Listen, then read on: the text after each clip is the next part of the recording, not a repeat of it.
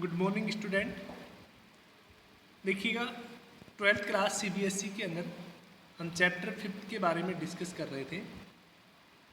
और last class की अगर हम बात करें तो लास्ट क्लास में हमने Curie temperature and Curie law के बारे में डिस्कस किया था। क्यूरी लॉ क्या होता है कि उन्होंने बताया था कि किसी भी मैग्नेटिक मटेरियल के लिए, ठीक है, जो इंटेंसिटी होती है, मैग्नेटाइजेशन इंटेंसिटी आई होती है, वो किसके इन्वर्सली प्रोपोर्शनल होती है? टेम्परेचर के इन्वर्सली प्रोपोर्शनल होती है।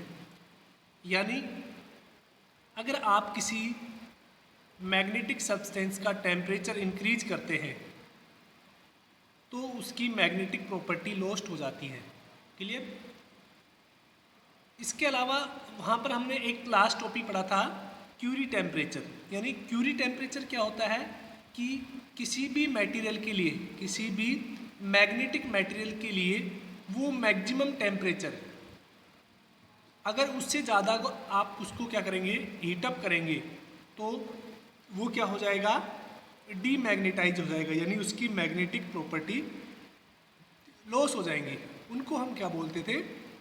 Curie temperature. और हमने आयरन के लिए क्यूरी टेम्परेचर की बात की थी कि आयरन का क्यूरी टेम्परेचर 770 डिग्री सेंटीग्रेड होता है, और जो निकिल होता है उसके क्यूरी टेम्परेचर लगभग 358 यानी 360 डिग्री सेंटीग्रेड होता है।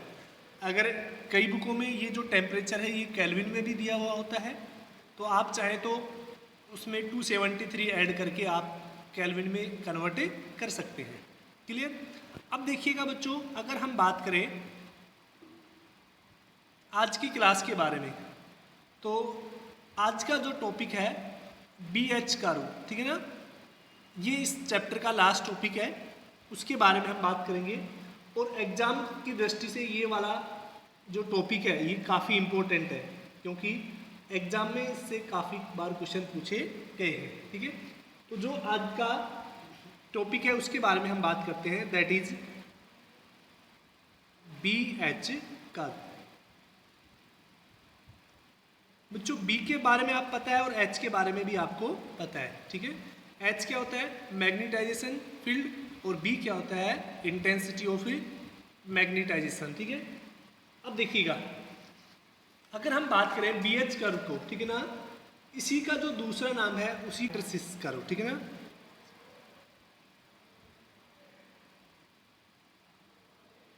अब देखिए बच्चों, ये जो हाइस्टेरेसिस कर्व है या BH कर्व है, ये क्या होता है इसके बारे में बात करेंगे। ठीक है, तो सबसे पहले हम इसकी अगर डेफिनेशन की बात करें, the phenomena of lagging behind the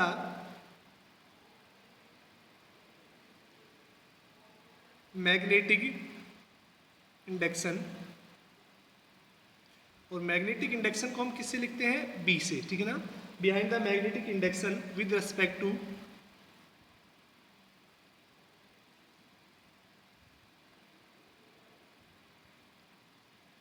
magnetising field, यानी H, नोन एज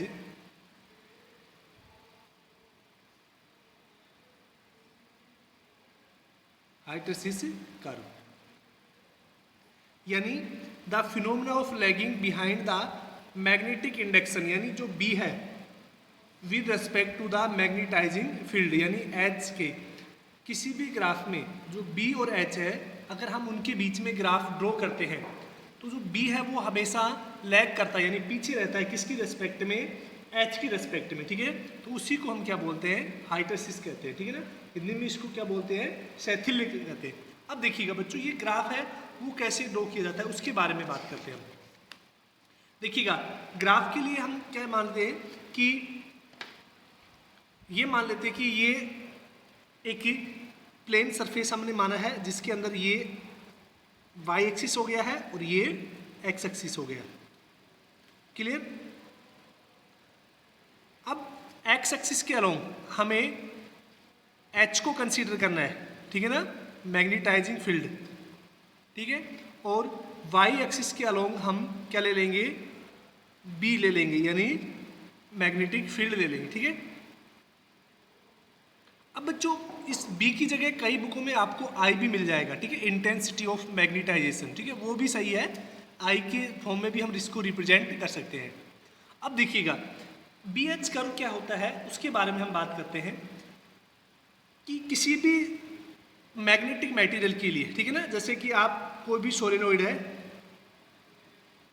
उसके अंदर एक कोर आयरन शिफ्ट किया है आपने, तो इसके अंदर जैसे जैसे आप आई की वैल्यू को बढ़ाएंगे, करंट की वैल्यू को बढ़ाएंगे, यानी करंट बढ़ेगा आई, तो इसका मीन्स क्या बढ़ेगा, एच बढ़ेगा, यानी जैसे जैसे हम आई की वैल्यू को इंक्रीज करते हैं, यानी हम ऐसे भी बोल सकते हैं कि जैसे जैसे हम एच की वैल्यू को इंक्रीज करते हैं तो हम देखते हैं कि बी की वैल्यू भी क्या होती है, इंक्रीज हो जाती है। क्लियर, यानी इनिशियल केस में जब दोनों जीरो पर थे, यानी ओरिजिन पर थे बी और एच, यानी इस पॉइंट ओ के लिए बी का मान भी शून्य हो गया और एच का मान भी क्या हो गया, शून्य। अब देखिएगा जैसे जैसे हम एच को बढ़ाते हैं, जैसे जैसे हम एच को बढ़ाते हैं तो हम देखते हैं कि आई का मान भी क्या होता है, बढ़ता जाता है। जैसे जैसे एच बढ़ रहा है आई का मान भी क्या हो रहा है, बढ़ रहा है। लेकिन एक बिंदु पर जाने के बाद क्या होता है कि इस पॉइंट को हमने बोल दिया ए पॉइंट पर जाने के बाद देखिएगा बच्चों क्या होता है, आप एच का मान बढ़ाते रहिए, लेकिन जो बी का मान है वो क्या हो जाएगा, कांस्टेंट हो जाएगा, ठीक है ना। यानी यहां से क्या हो गया कि इनिशियल केस में क्या होता है, जैसे जैसे आप एच का मान बढ़ा रहे हैं, ठीक है ना, एच बढ़ रहा है तो बी भी क्या हो रहा है, उसी रेस्पेक्ट में क्या होता जा रहा है, बढ़ता जा रहा है, ठीक है ना। यानी मैग्नेटाइजिंग फील्ड है उसकी वैल्यू को अगर हम इंक्रीज करते हैं तो मैग्नेटिक इंडक्शन भी क्या हो रहा है, बढ़ रहा है, ठीक है ना। लेकिन जैसे हम पॉइंट पर पहुंचते हैं ए पर, तो हम देखते हैं कि उसके बाद लगातार अगर हम एच को इंक्रीज करते हैं तो हम देखते हैं कि बी का वैल्यू इंक्रीज नहीं होती, और इस कंडीशन को हम क्या बोलते हैं, सैचुरेशन पॉइंट, सैचुरेशन पॉइंट। तो कई बार आपको डायरेक्टली पूछा जाता है कि what you mean by saturation point in B H curve. तो सैचुरेशन पॉइंट क्या होता है कि when we increase the value of H, यानी magnetizing field, then value of B also increase, but at a fixed point, at a certain point, when value of after a fixed point, when value of H increase, then value of B become constant. This point known as a saturation point. Clear? तो पहले क्या होता है कि जैसे जैसे हम H को बढ़ाते हैं तो बच्चों B की वैल्यू भी क्या होती है, लगातार बढ़ती जाती है। क्लियर। अब देखिएगा क्या होता है कि हमने H को बढ़ाया और बी की वैल्यू भी इंक्रीज होगी, उस पॉइंट को हम क्या बोलते हैं, सैचुरेशन पॉइंट, ठीक है। मैं इसकी लैंग्वेज बाद में लिखवाता हूँ, पहले आपको मतलब इसको समझाता हूँ, ठीक है। तो देखिएगा व्हेन आपको जो पीडीएफ में उसमें नोट करना है, मैं यहाँ पे शॉर्ट में लिखवाऊंगा ये थोड़ा, कि when value of H increase then we observe that value of B also increase। भी कुछ समय के लिए तो क्या होता है, जैसे जैसे हम H को बढ़ाते हैं तो B भी क्या होता है, इंक्रीज होता है, but after a point when H increase, then it is observed that B remain constant। यानी हम जैसे जैसे H बढ़ाते हैं, ठीक है ना, तो एक बिंदु ऐसा आता है जहां पर B क्या हो जाता है, कांस्टेंट हो जाता है, ठीक है ना। This point known as saturation point। Clear. तो बच्चों सैचुरेशन पॉइंट क्या हो गया कि बीएच कर्व के अंदर, ठीक है ना, जैसे जैसे हम एच को बढ़ाते हैं तो बी क्या होता है, कांस्टेंट हो जाता है, ठीक है ना। तो उसको हम क्या बोलते हैं, सैचुरेशन पॉइंट, ठीक है। तो बच्चों अगर हम प्रॉपर सैचुरेशन पॉइंट की डेफिनेशन लिखना चाहें, ठीक है ना, तो वो क्या होगा कि in B H curve a point after which value of H increase, then value of B remain constant, known as saturation point. Saturation point clear. यानी सैचुरेशन पॉइंट के लिए समझिए कि बी एच कर्व के अंदर वो पॉइंट जिसके बाद अगर हम एच की वैल्यू को बढ़ाते हैं तो बी क्या हो जाता है, कांस्टेंट हो जाता है, उसको हम क्या बोलते हैं, सैचुरेशन पॉइंट। क्लियर बच्चों।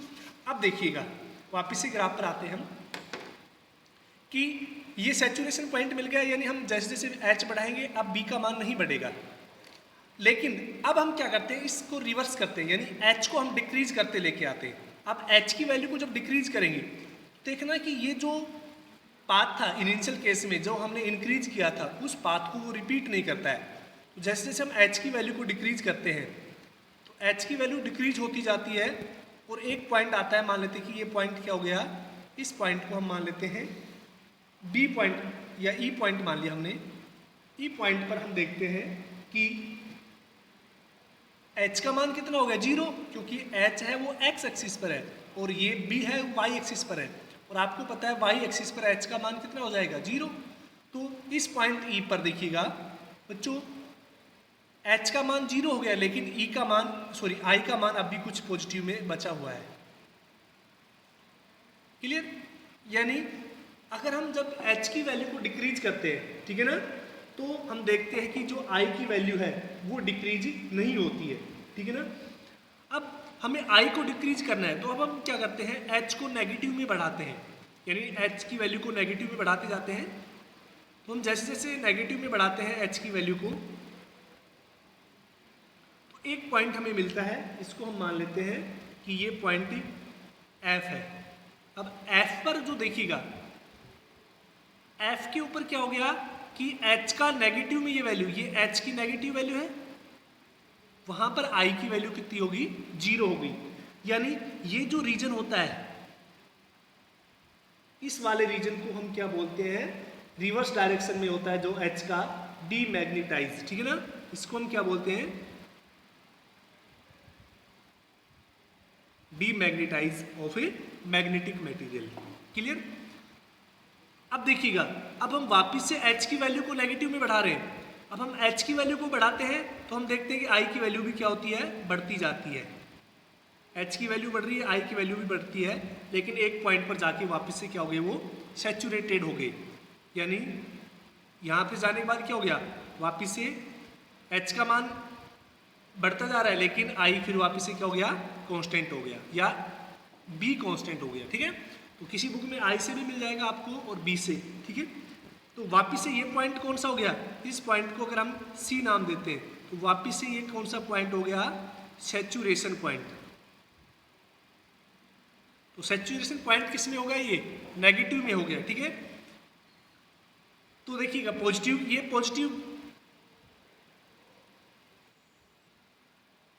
पॉजिटिव साइड है, ठीक है ना, और ये कौन सी है, नेगेटिव।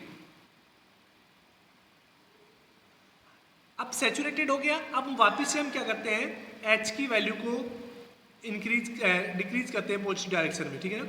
जैसे जैसे हम एच की वैल्यू को बढ़ाते हैं, अब देखिएगा इस पॉइंट पर वापस से हम देखते हैं कि एच की वैल्यू है वापस से कितनी होगी, 0 होगी, लेकिन फिर भी क्या हो गया, आई की वैल्यू कुछ रिमेन होगी, ठीक है।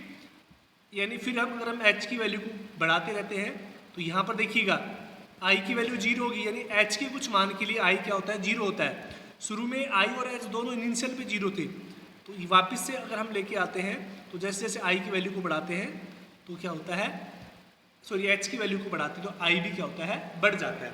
इस तरह से ये जो कर्व है, ठीक है ना, ये कर्व क्या कहलाता है, बी एच कर्व कहलाता है। क्लियर बच्चों। अब देखिएगा इस BH कर्व की कुछ प्रॉपर्टी होती हैं जिनके बारे में हमें डिस्कस करते हैं। तो पहले तो समझ में हो गया कि BH कर्व क्या होता है, कि B और H के बीच में जो कर्व ड्रॉ किया जाता है उसको हम क्या बोलते हैं, BH कर्व बोलते हैं। क्लियर। अब देखिएगा इसकी जो कुछ प्रॉपर्टी है उसके बारे में हम बात करते हैं। तो पहला आपको समझ में आ गया कि सैचुरेशन पॉइंट क्या होता है। अब देखिएगा हम इसको आगे बढ़ाते हैं कि हमने ये क्लियर करा दिया कि जब जैसे जैसे हम H की वैल्यू को बढ़ाते हैं और B की वैल्यू भी क्या होती है, बढ़ती जाती है। ठीक है। सेकंड पॉइंट क्या होता है कि when H decrease then it is observed that value of B also decrease, but when H become 0, जब H 0 हो जाता है इस पॉइंट पर, यहाँ पर H क्या हो गया है, 0 हो गया है, then B remain non zero.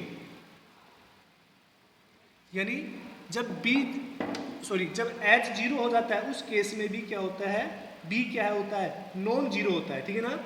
उसको हम क्या बोलते हैं, that is known as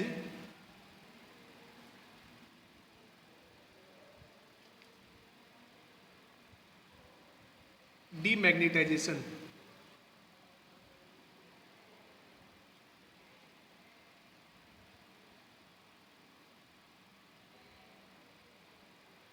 demagnetisation. Clear. यानी जैसे जैसे हम H की वैल्यू को डिक्रीज करते हैं तो B की वैल्यू भी डिक्रीज हो जाती है। अब देखिएगा व्हेन H रिवर्स मतलब उसको नेगेटिव में, in negative direction, then for a negative value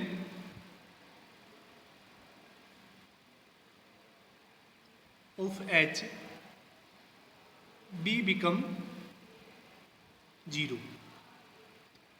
तो H की जो नेगेटिव वैल्यू है, ठीक है ना, उसको हम क्या, जब हम H की नेगेटिव वैल्यू में आते हैं तो उस केस में B क्या हो जाता है, 0 हो जाता है। This is known as कोरेसिविटी।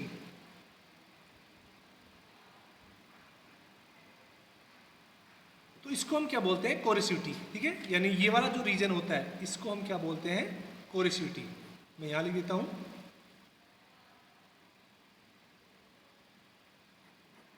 Clear. यानी H की नेगेटिव में वो वैल्यू जहां पर B की वैल्यू 0 हो जाती है उस पार्ट को हम क्या बोलते हैं, कोरेसिविटी। ठीक है। अब देखिएगा वापिस से हम H को नेगेटिव में इंक्रीज करते हैं। ठीक है ना। तो हम देखते हैं कि वापस से ये कंडीशन कौन सी आ जाती है, सैचुरेशन कंडीशन आ जाती है। फिर हम जैसे जैसे इंक्रीज करते हैं, ठीक है, तो ये वाला वापस से डीमैग्नेटाइजेशन हो गया और वापस से ये क्या वाला हो गया, कोरेसिविटी। यानी लगातार क्या होता है कि जो BH कर्व है वो खुद को रिपीट नहीं करता है। ठीक है। तो इस प्रोसेस में क्या होती है, एनर्जी लॉस होती है। ठीक है ना। So in this process loss of energy occur, then it is also known as